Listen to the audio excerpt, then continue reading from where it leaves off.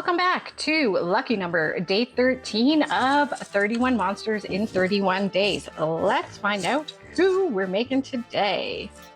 Today we're gonna make a Minotaur. All right, let's get started. While we're sketching out the plan and making the basic blob shape that all the monsters in this series are built off of, I'm going to give you a bit of a history of the Minotaur and why I included him in my monster list. If you want to see slower step-by-step instructions on how to make this basic blob form, check out this video. For details on how I do my paper mache, check out this video. Both are linked in the description. The Minotaur comes to us from ancient Greek mythology. He is a half-man, half-bull creature locked in a labyrinth by King Minos. According to tradition, every 9 years, Minos forced the people of Athens to send 14 young people as sacrificial offerings to the Minotaur. The Minotaur was eventually slain by the Athenian hero Theseus, who was able to navigate the maze with help from a thread given to him by King Minos' daughter. Over the centuries, the Minotaur has been used as a symbol in European art and literature, representing the journey to confront evil or the darkness hidden within.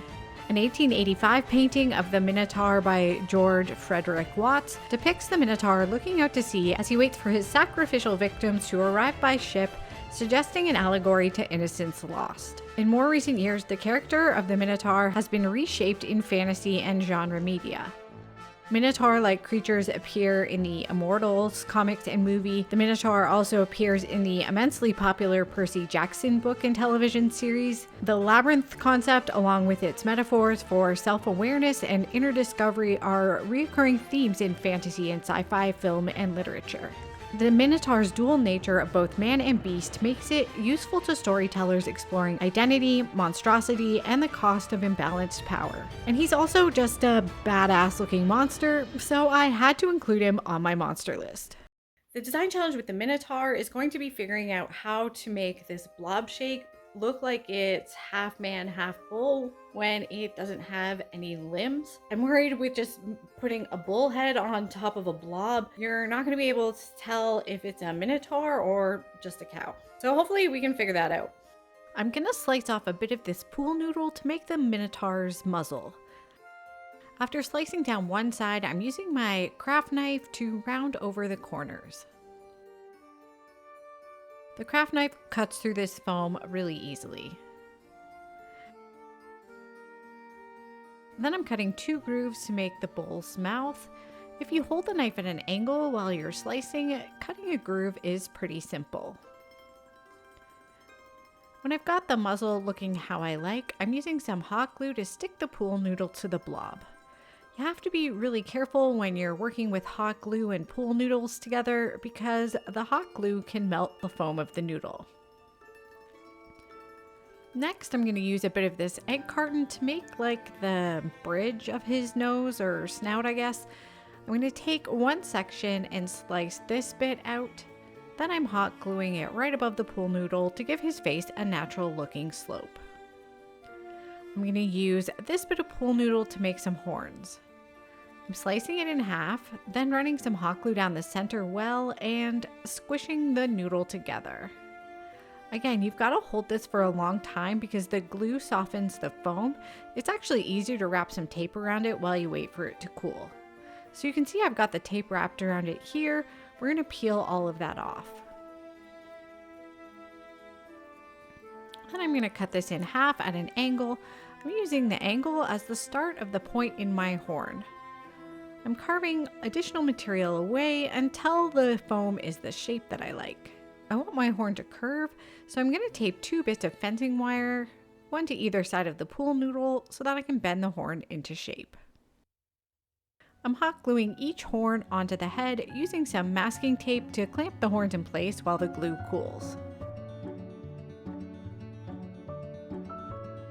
Here's what it looks like at this point. I'm going to give all my new additions a couple coats of paper mache, and then I'm going to make some ears. I'm cutting some bullish ear shapes out of some cereal box. I cut a little slit into each ear to act as a dart, and I'm gluing and overlapping the legs of the dart to give that cardboard some shape. I used a twist of aluminum foil to bulk out each ear. I covered that in a bit of masking tape, and then I covered them both with a couple coats of paper mache, and I'm setting these aside to dry with the rest of our Minotaur. So unfortunately, at this point, he is looking just like a bull, which is kind of what I was afraid of. But I have an idea for a few ways I can modify the design, so hopefully he looks a little bit more like a Minotaur, half man, half bull. I'm gonna give him some pool noodle shoulders. I'm thinking this will make him look more like a bust of a humanoid creature and less like a bull. I'm also giving him some manly pectoral muscles with some ovals I cut out of corrugated cardboard. I'm going to stick his ears on now too. I'll trim these flat with scissors. Stick them on with hot glue and then reinforce the joints with some masking tape. I think this is definitely looking more Minotaurish. So I'm going to give all those new additions a couple coats of paper mache. I've got these little black buttons I'm going to use for his eyes. I'm using a pair of side cutters to carefully remove the shanks of each button.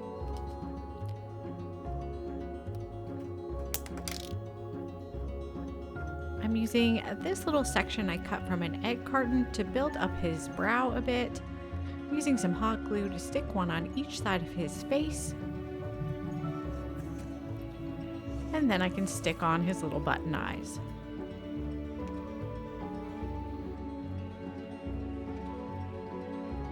I'm going to use this bit of paper towel to make his eyelids. I'm using a brush to soak the front and back with my paper mache glue. I'm going to put a little twist of paper towel inside and fold that up like a little taco. I'm picking this up off my work mat, then wrapping it over my bull's eyes. I'm trying here to give him an angry expression. I realized that I forgot to do my lower eyelids, which I should have done first, so I have to peel up the edges a little bit so I can fit the lower eyelids in there. These are just made with some folded up brown paper. I'm covering up the torn edges of the paper towel with some more of my brown paper mache. I'm using some DOS air dry clay to sculpt his nose. I like this clay a lot. It will be linked in the supply list in the description. I use some white glue to stick it to the paper mache, and then I'm sculpting him a bowl-shaped nose. I'm also using this toothpick to very carefully give him a septum piercing. Additionally, I used some rolled paper towel to make some bumps up the bridge of his nose. I covered those with some of my brown paper mache. I used the same technique as the eyelids to make these long bits that wrap around each horn. I think this makes it look like the horn is actually growing out of his skin. So I did them on each side, then blended in the edges with some more paper mache. I'm carefully removing that toothpick now, and I'm going to let this all dry before paint. I'm giving him an all-over base coat with this reddish brown color. When that's dry, I'm going in and dry brushing some of this light yellowish beige, and then I'm letting that dry and doing an all-over black wash. After that's dry, I'll go in with a bit of my light beige color on a makeup sponge to bring back some highlights. And then finally, I'm putting a strip of faux fur on the top of his head, and as a final finishing touch, gluing some felt onto the bottom.